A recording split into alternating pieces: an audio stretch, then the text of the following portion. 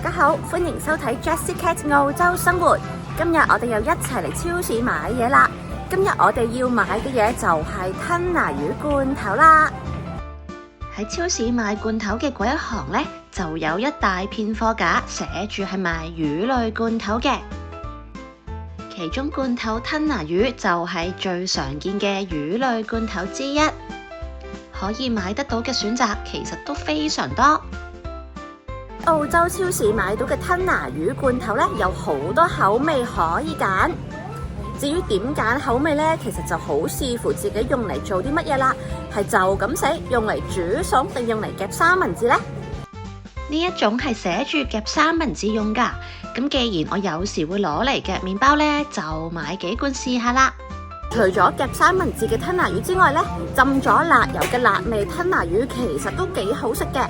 特別係夾麵包嘅時候呢，如果中意食辣嘅話係唔錯嘅，所以我又攞翻幾罐先。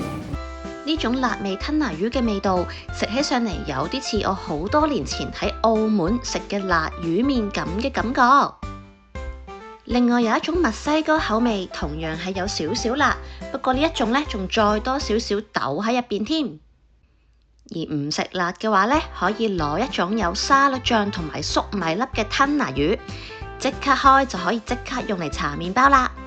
我哋買嘅呢個罐頭吞拿魚呢，係超市自己出嘅牌子，所以算係最平嘅一種啦。